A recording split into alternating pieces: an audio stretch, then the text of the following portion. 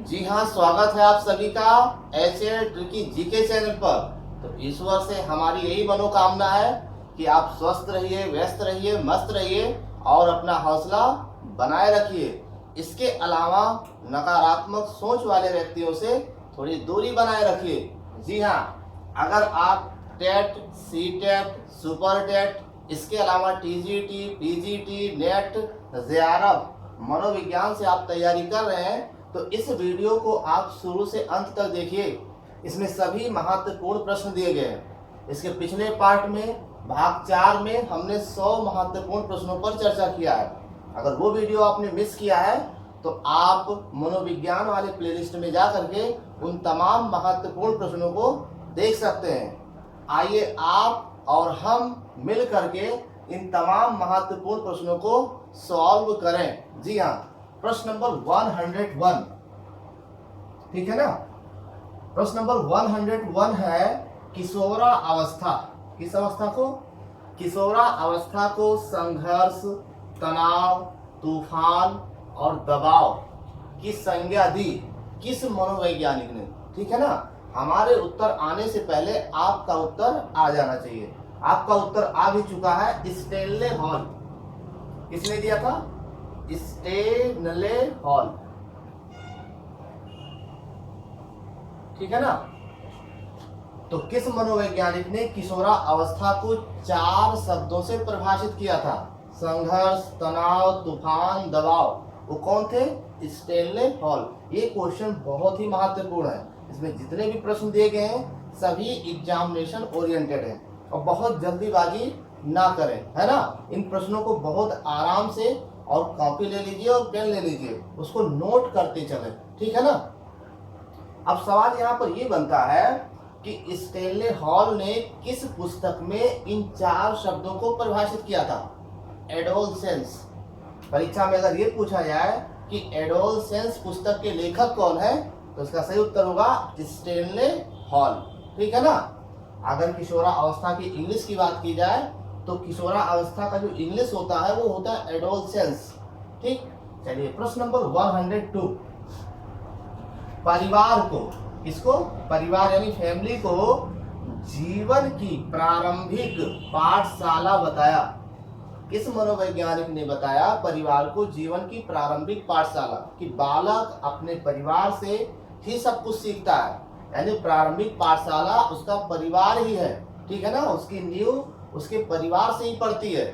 ये किस मनोवैज्ञानिक ने बताया? सही उत्तर दुर्खीम। ये सिद्धांत बहुत पूछा जाता है परीक्षा में, ठीक है ना। चलिए अगला प्रश्न 103, बाल केंद्रित शिक्षा। बाल केंद्रित शिक्षा शिक्षा दर्शन की देन है, ठीक है ना। बाल केंद्रित शिक्षा किसकी देन है? शिक्षा दर्शन की देन है। इसमें 2 क्वेश्चन मिल जा रहे हैं। अगर ये पूछा जाए कि बाल केंद्रित शिक्षा किसकी देन है तो शिक्षा दर्शन की देन है। अब देखिए इसमें क्वेश्चन क्या बन रहा है। बाल केंद्रित शिक्षा शिक्षा दर्शन की देन है, ये किस मनोवैज्ञानिक का विचार है? तो ये विचार है जॉन डेवी। जॉन डेवी नहीं, जॉन डेवी, ठीक है ना, डेवी।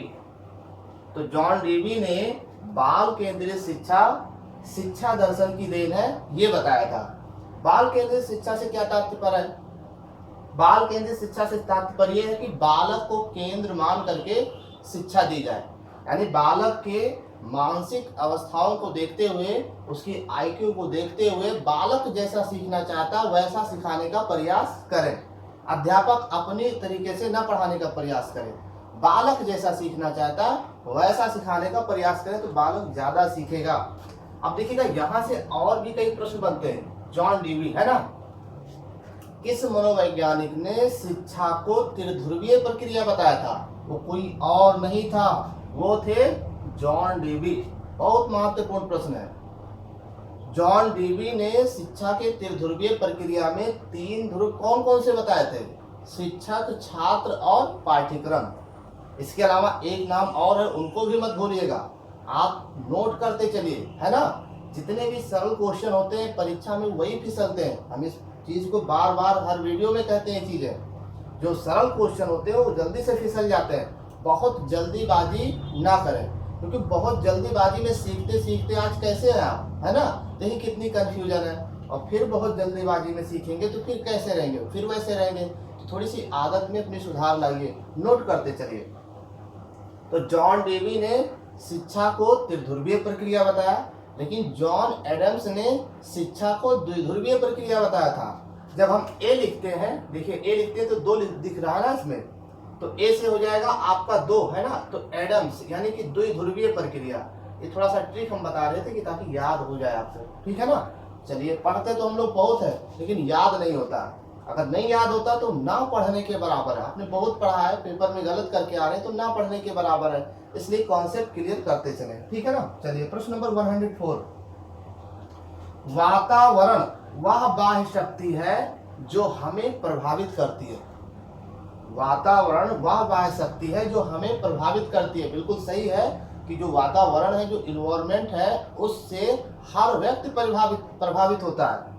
ये कथन किस मनोवैज्ञानिक का है? उसका सही उत्तर हो जाएगा रॉस। रॉस एक मनोवैज्ञानिक है। प्रश्न नंबर 105।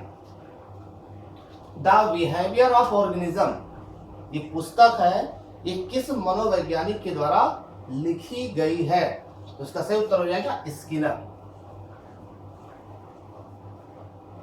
ये पुस्तक स्किनर के द्वारा लिखी गई है, और इसी पुस्तक में स्किनर ने क्रिया प्रसूत अधिगम सिद्धांत, इसके अलावा टाइप आर, है ना, टाइप आर सिद्धांत ये स्किनर के द्वारा ही दी गई है।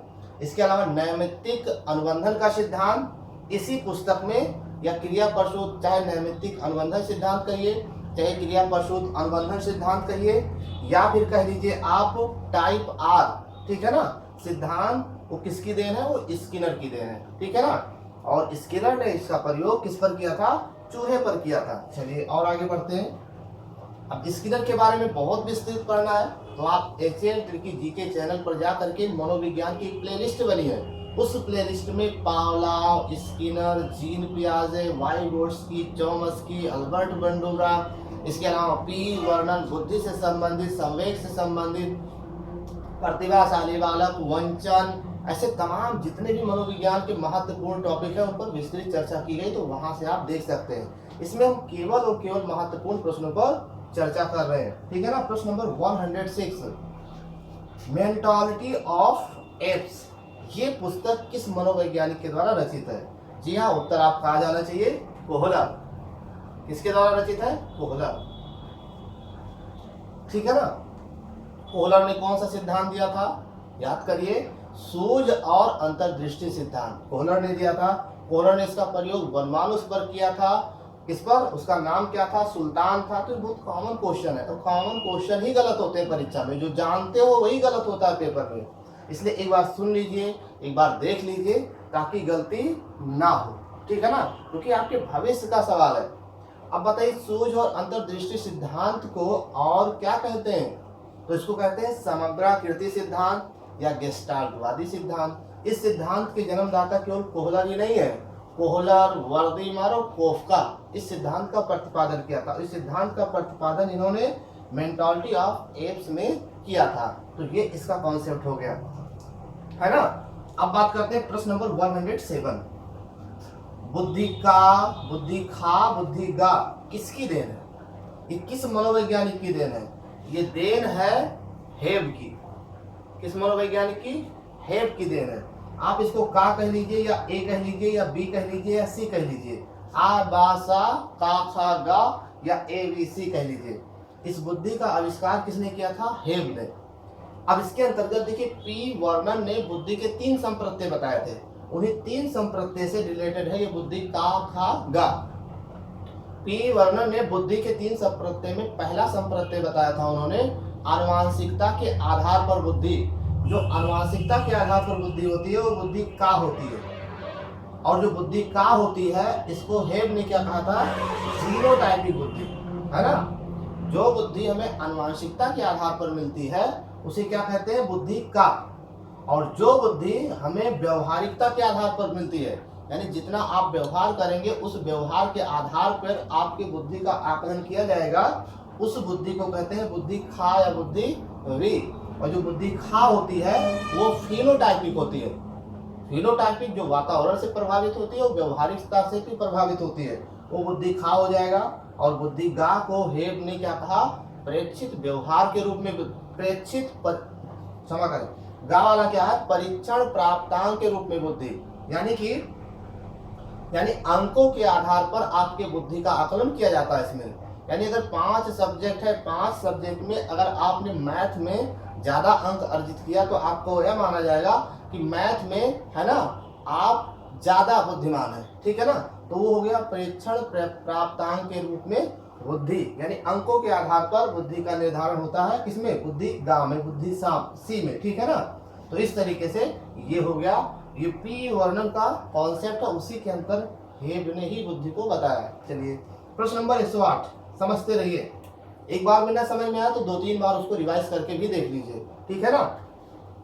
अब इसको पढ़ रहे हैं आप, कोई आ करके आपको डिस्टर्ब करे कि इस तरीके से परीक्षा में नहीं पूछा जाता है, तो उसको आप जानते क्या करिए, तो आपको तरीका बता रहे हैं, तो उसको करिए क्या कि उसको एक सादा पेज दे दीजिए और 3 वाला पेन दे दीजिए और बता दीजिए, कह दीजिए इसमें आप नोट करिए क्या क्या आएगा, कैसे क्वेश्चन आते हैं इसमें नोट करिए।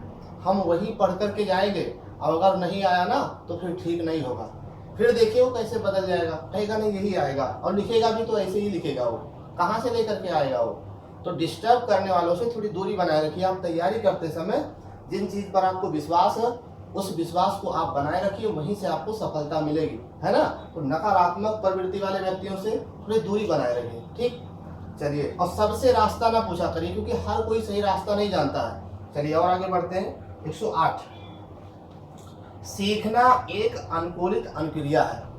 ये किस मनोवैज्ञानिक का कथन है कि सीखना एक अनुकूलित अनुक्रिया है?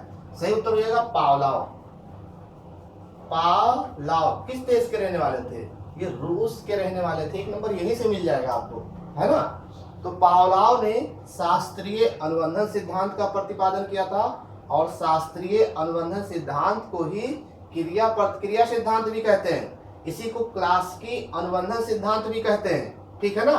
और इसी को टाइप यस अनुबंधन सिद्धांत कहते हैं। इन सिद्धांतों के जन्मदाता कौन है? पावलोव।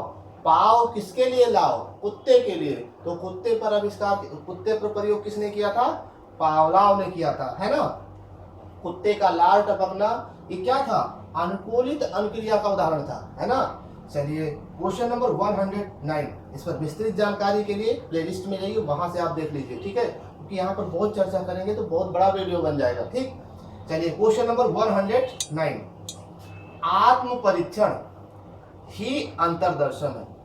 आत्म परीक्षण ही अंतर्दर्शन है, यानी कि अगर आप ये फील कर पा रहे हैं हम थक चुके हैं, हमें भूख लगी है, हमें प्यास लगी है, तो ये क्या है? आत्म परीक्षण कर रहे हैं, अपने अंदर झांक रहे हैं, है ना। आत्म परीक्षण ही अंतर्दर्शन है, ठीक है ना। ये किसने कहा है ये बताना है। इसका सही उत्तर क्या हो जाएगा? वुडवर्थ। ये भी बहुत महत्वपूर्ण है, वुडवर्थ जी, है ना। चलिए प्रश्न नंबर 110, किशोरा अवस्था जीवन का सबसे कठिन काल है। किस मनोवैज्ञानिक ने कहा था किशोरा अवस्था जीवन का सबसे कठिन काल है? क्योंकि यहीं से बच्चा, इसी अवस्था में बच्चा बनता भी है और बिगड़ भी जाता है। अच्छे लोगों का संगत मिला तो अच्छी दिशा में बढ़ जाएगा, और कहीं पटांग लोगों के साथ रहने लगा या कुछ अजीब लोगों के साथ रहना तो उसका व्यवहार बदल जाएगा, है ना, वो बिगड़ जाएगा। किशोरा अवस्था जीवन का सबसे कठिन काल है। ये किस मनोवैज्ञानिक ने कहा था? ये कहा था किर्कपैट्रिक। इनको आप याद कर लीजिए, इन्हीं से आपको नौकरी मिलनी है, ठीक है, किर्कपैट्रिक। इसको आप नोट करते चलिए, है ना। प्रश्न नंबर 111, किसी कार्य को तुरंत नहीं सीखा जा सकता। ये कथन किस मनोवैज्ञानिक का है? ये कथन किस सिद्धांत से संबंधित है? तो किसी कार्य को तुरंत सीखा नहीं जा सकता, जी हाँ, ये है थॉर्नडाइक का कथन। किसका? थॉर्नडाइक। ये किस सिद्धांत से संबंधित है? ये प्रयास एवं त्रुटि सिद्धांत से संबंधित है ना। थॉर्नडाइक का यही मानना था कि किसी कार्य को तुरंत आप नहीं सीख सकते, कई बार आप प्रयास करेंगे, फिर गलती होगी, तब आप सीख पाएंगे। प्रयास और त्रुटि सिद्धांत यही कहता है, ठीक। प्रश्न नंबर 112, बाल्यावस्था जीवन का सबसे अनोखा काल है। अनोखा काल यानी बालक इस अवस्था में नई नई चीजों को सीखता है, अपने माता पिता से तरह तरह के क्वेश्चन करता है, हर चीजें उसको नई दिखती हैं कि ये क्या है, वो क्या है, ये कैसे चलता है, ये कैसे उड़ता है, ये क्या है, मतलब वो तरह तरह के सवाल करता है, मतलब उसको हर चीजें अनोखी दिखती हैं, एक नई तरीके से दिखती हैं। तो बाल्यावस्था जीवन का सबसे अनोखा काल है। ये किस मनोवैज्ञानिक का कथन है? ये होगा कोल एंड ब्रूस, कोलगेट और ब्रूस, ऐसे याद कर लीजिए, कोल और ब्रूस, नोट करते चलिए। प्रश्न नंबर 113, ऐसी वृद्धि जिसका मापन संभव हो, मतलब ऐसी वृद्धि जिसका मापन संभव हो, ये कथन किसका है? जल्दी बताइए। इसका सही उत्तर होगा सोरेनसन, सोरेनसन, ठीक है ना। प्रश्न नंबर 114, मनोविज्ञान व्यवहार का निश्चित विज्ञान है। ये भी क्वेश्चन बहुत पूछा जाता है परीक्षा में। मनोविज्ञान व्यवहार का निश्चित विज्ञान है, ये किस मनोवैज्ञानिक का कथन है?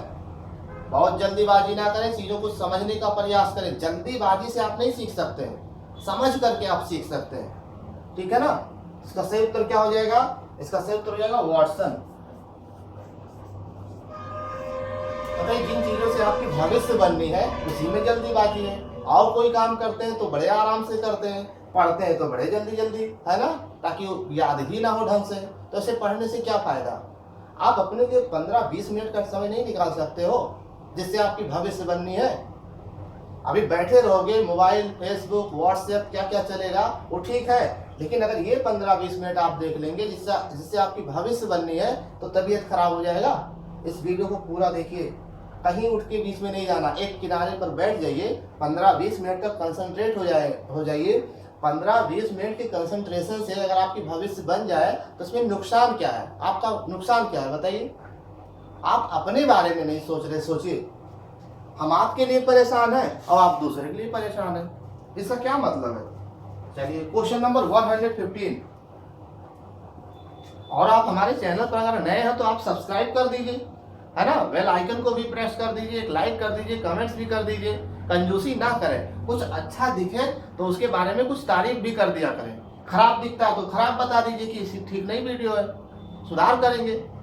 तारीफ करेंगे तो हमारा हौसला बढ़ेगा, हौसला बढ़ेगा तो इससे भी अच्छा वीडियो बनाएंगे। अच्छे की कोई सीमा नहीं है, अच्छा इससे भी अच्छा बन सकता है।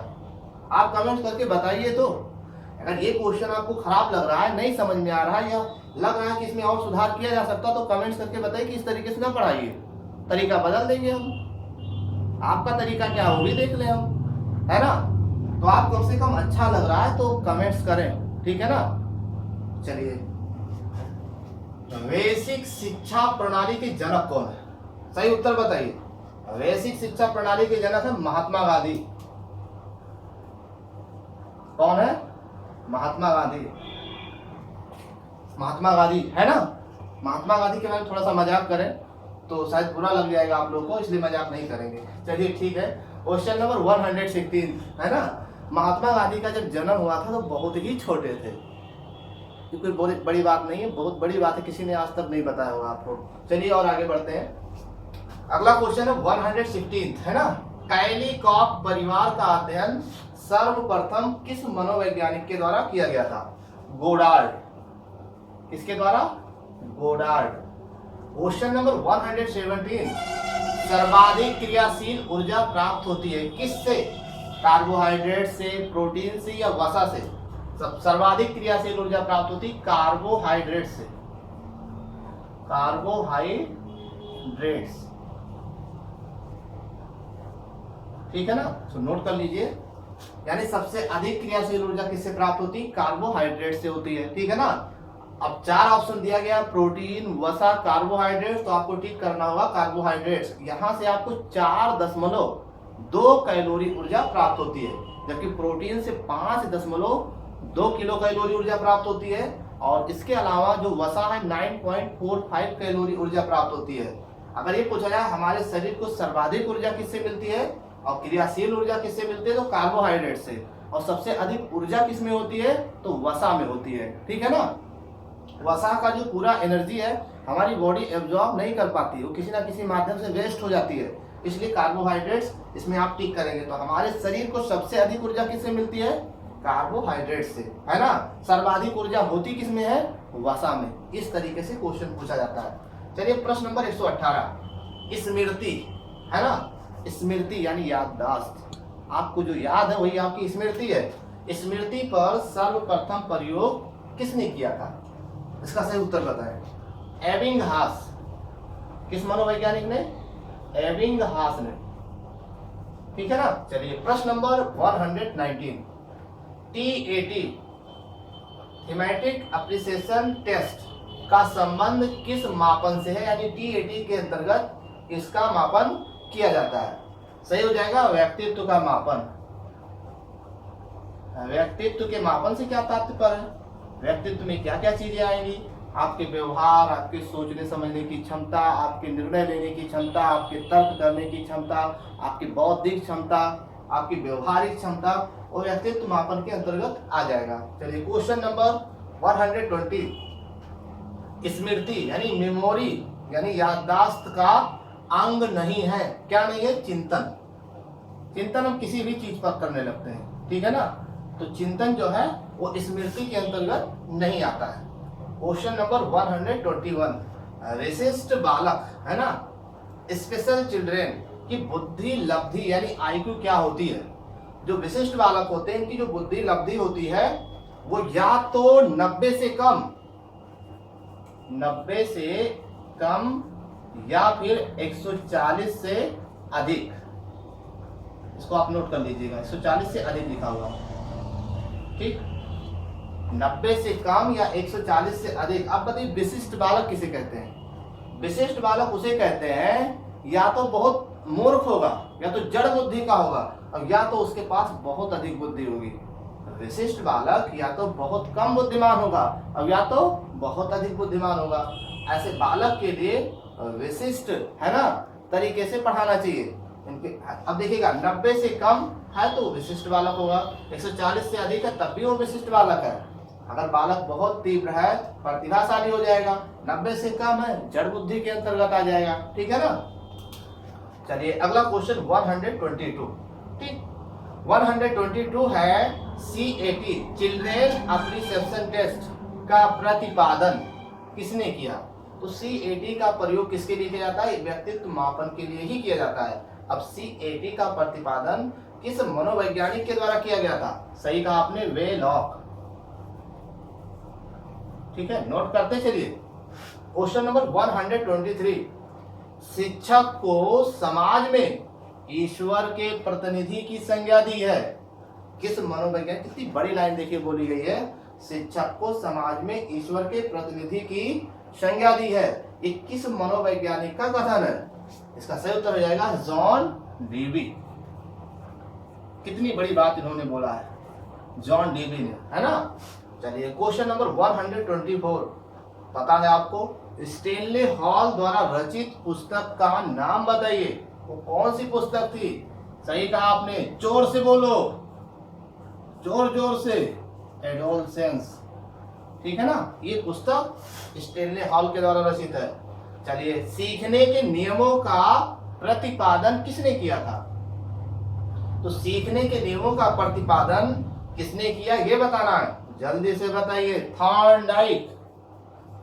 सीखने के नियमों का प्रतिपादन थॉर्नडाइक ने किया था। और थॉर्नडाइक ने जो सीखने के नियम थे उसको दो भागों में बांटा था, है ना। एक प्राथमिक नियम यानी मुख्य नियम और दूसरा गौण नियम। प्राथमिक नियम के अंतर्गत उन्होंने 3 नियम बताए थे। तीनों के नाम कुछ इस प्रकार है, अभ्यास का नियम, प्रभाव का नियम, तत्परता का नियम। ये प्राथमिक यानी मुख्य नियम के अंतर्गत आ जाएंगे। गौड़ यानी सेकेंडरी जो द्वितीय नियम है उसके अंतर्गत उन्होंने 5 नियम बताए थे। 3-5 याद कर लीजिए कि ज्यादा 3-5 ना करो, ठीक है ना। 3-5 याद कर लेंगे तो प्राथमिक में 3 और मुख्य में 5। और जो मुख्य में 5 है बहु प्रतिक्रिया का नियम, आंशिक क्रिया का नियम, इसके अलावा आत्मीकरण का नियम, संबंधित परिवर्तन का नियम, मनोवृत्ति का नियम, ये 5 में आ जाएंगे, ठीक है। यहाँ से क्वेश्चन भी पूछा जाता है, ध्यान रखिएगा, नोट कर लीजिएगा इसको। क्वेश्चन नंबर 126, मनोलैंगिक विकास सिद्धांत का प्रतिपादन किसने किया था? तो ये किया था इन्होंने फ्रायड ने। फ्रायड को मत भूलिएगा, ये भी बहुत महत्वपूर्ण है। मनोविश्लेषणात्मक सिद्धांत के जन्मदाता कौन है?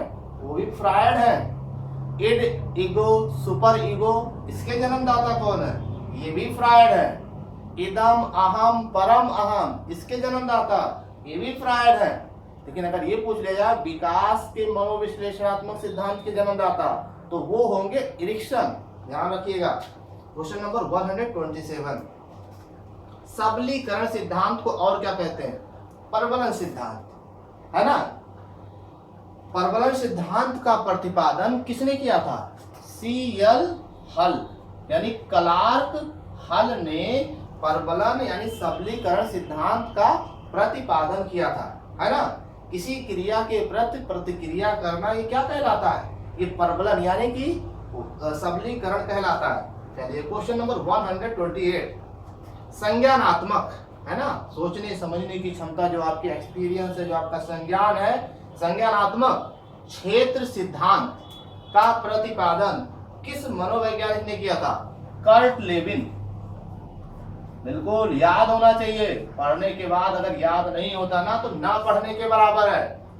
चलिए क्वेश्चन नंबर 129, व्यवहारात्मक सिद्धांत किसकी देन है?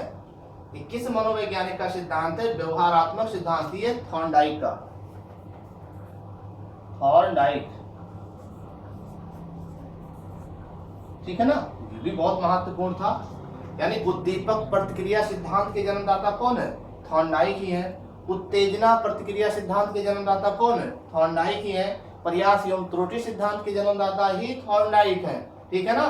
थॉर्नडाइक ने प्रयोग किस पर किया था? थॉर्नडाइक की बिल्ली स्किनर के चूहे को खा गई, बिल्ली पर प्रयोग थॉर्नडाइक ने किया था। Question number 130, Bhatia battery. Battery ऐसे लिख लीजिए आप, अगर दिक्कत है तो, ठीक है ना। भाटिया बैटरी परीक्षण संबंधित है, किससे संबंधित है? इसके अंतर्गत बुद्धि परीक्षण किया जाता है, यानी IQ का परीक्षण किया जाता है कि किसके पास कितनी बुद्धि है, और इसका निर्माण जो है भाटिया ने इसका परीक्षण किया था, है ना। चलिए, तो ये थे मनोविज्ञान से संबंधित कुछ महत्वपूर्ण और परीक्षा उपयोगी प्रश्न। अगर आप हमारे चैनल पर नए हैं तो आप हमारे चैनल को सब्सक्राइब करें। सब्सक्राइब के लिए कोई आपको पैसा नहीं देना है। आपके राइट हैंड में सब्सक्राइब लिखा हुआ रेड कलर में, उस पर क्लिक कर दीजिए और बेल आइकन को भी क्लिक कर दीजिए, ताकि इसके बाद जो नेक्स्ट वीडियो आने वाला है उसकी नोटिफिकेशन आपको तुरंत मिल सके और ये महत्वपूर्ण प्रश्न आपके मिस ना होने पाए, ठीक है ना। हमारे वीडियो अगर आपको पसंद आ रहे हो तो आप लाइक और कमेंट्स करके जरूर बताइएगा। हमारे वीडियोस को देखने के लिए आपको बहुत बहुत धन्यवाद।